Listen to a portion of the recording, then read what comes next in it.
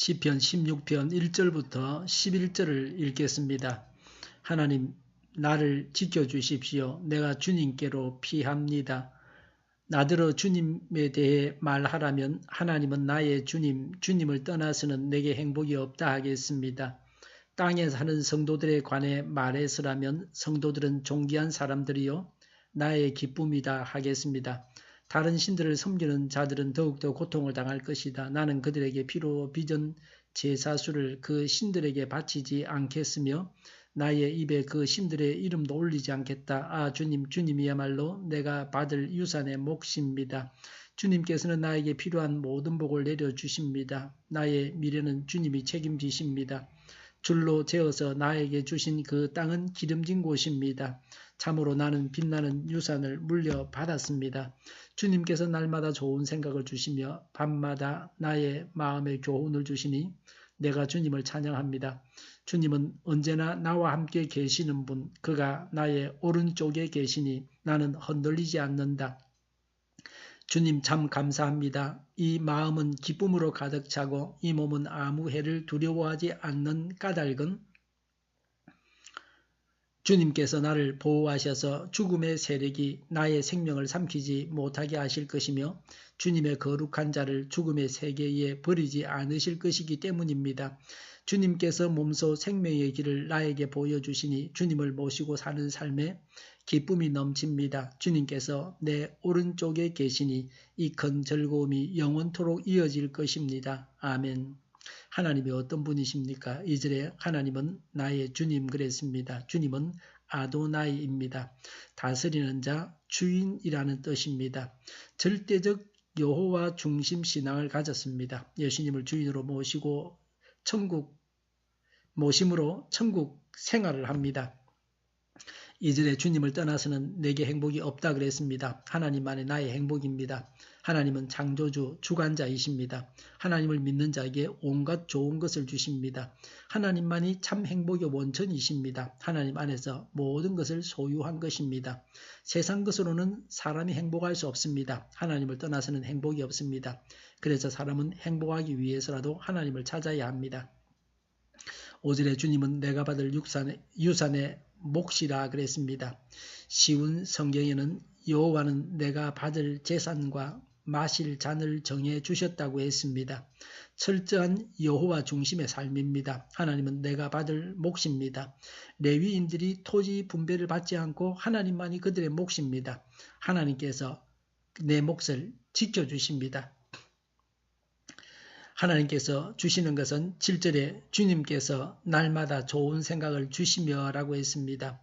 좋은 생각을 주십니다. 하나님 생각이 좋아야 선한 삶을 살게 되고 열매가 풍성한 삶을 살 수 있습니다.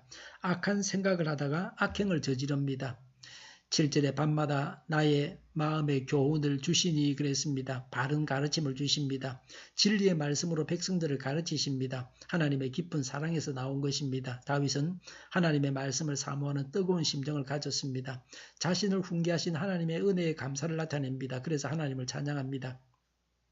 8절에 주님은 언제나 나와 함께 계시는 분 그랬습니다. 함께 하시는 하나님이십니다. 하나님과 동행합니다. 하나님과 동행하며 살겠다는 의지를 보여줍니다.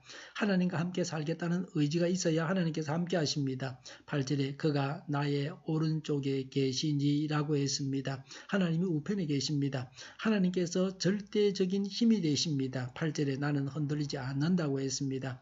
하나님의 능력으로 인해서 경건하고 능력이 있는 삶을 살게 됩니다. 9절에 아무 해를 두려워하지 않는다고 했습니다. 10절에 주님께서 나를 보호하셔서 죽음의 세력이 나의 생명을 삼키지 못하게 하실 것이며 11절에 생명의 길을 보여주십니다. 부활과 영생의 소망을 예시하고 있습니다. 예수 그리스도의 부활 또 성도의 부활을 말하고 있습니다. 사도행전 2장 31절 또 사도행전 13장 35절에서 베드로와 바울에 의해서 예수님의 부활을 증거할 때 인용되어진 구절입니다. 9절에 마음은 기쁨으로 가득 차고 그랬습니다. 마음은 인격의 중심입니다. 전인격적인 평안 기쁨을 누립니다. 하나님을 모시고 사는 삶에 기쁨이 넘칩니다. 지금 뭘로 기뻐합니까? 이런 기쁨이 있습니까? 11절에 이 큰 즐거움이 영원히 이어질 것입니다. 라고 했습니다. 이 큰 즐거움은 영생입니다. 3절에 땅에 사는 성도들 그랬습니다. 성도는 육신은 땅에 살고 있지만 영적으로는 하나님과 교제하는 자입니다. 성도는 이중생활하는 자입니다. 3절에 성도들은 존귀한 사람들이요 라고 했습니다. 물질적으로 부유한 자가 아닐지라도 영적으로 부유한 자입니다. 하나님으로부터 존귀와 영광을 받을 자입니다. 3절의 성도들은 나의 기쁨이다 라고 했습니다. 이 땅에 살면서 존귀한 성도로 살고 싶다는 고백입니다. 성도가 서로 사랑하여서 서로에게 기쁨을 줍니다. 성도가 서로 사랑하여서 영원한 천국을 미리 맛보게 합니다. 6절에 줄로 재어서 나에게 주신 그 땅은 기름진 곳입니다 라고 했습니다.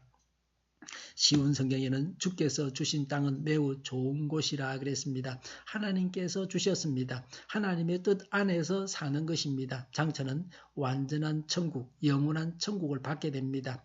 그래서 내가 할 일이 무엇입니까? 하나님을 믿고 하나님께 기도했습니다. 1절에 나를 지켜주십시오 라고 했습니다. 다윗은 죽음의 위기에서 이 시를 기록했습니다. 그는 기도합니다. 1절에 내가 주님께로 피합니다 라고 했습니다. 그래서 고난 중에도 기쁨과 확신에 찬 기도를 했습니다. 하나님을 절대 신뢰하며 하나님에게 피하는 자만이 보호와 위로를 받을 수 있습니다. 이런 믿음이 있었기 때문에 기도할 수 있었습니다. 4절에 우상 숭배하지 않겠다고 합니다. 우상 숭배는 하나님을 믿는 신앙을 포기하는 것입니다. 4절에 우상 숭배자는 더욱더 고통을 당합니다. 잘못된 신을 섬기면 안 섬기는 것만 못합니다. 4절에 피로 빚은 제사수를 우상에게 바치지 않겠다고 했습니다. 피로 빚은 제사술은 헌신과 충성을 상징합니다. 동물의 피를 몸에 바른다, 피를 마신다, 어린 아이를 제물로 바치는 것을 말하기도 합니다. 우상에게 헌신과 충성을 바치지 않겠다고 하는 것입니다. 우상에게 어떤 것도 바치지 않겠다고 말합니다. 4절에 나의 입에 그 신들의 이름도 올리지 않겠다고 합니다. 우상의 이름을 부른다는 것은 우상을 존경한다는 것입니다. 일체의 우상 숭배를 하지 않겠다. 어떤 어려움이 있어도 우상 숭배하지 않겠다고 합니다. 하나님은 나의 주인, 나를 행복하게 하시는 분이십니다.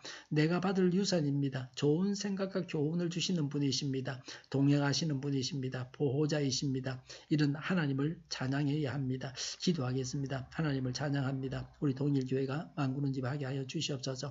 밤에 있을 기도회를 주관하시고 교회로 가는 발걸음을 주장하여 주시옵소서.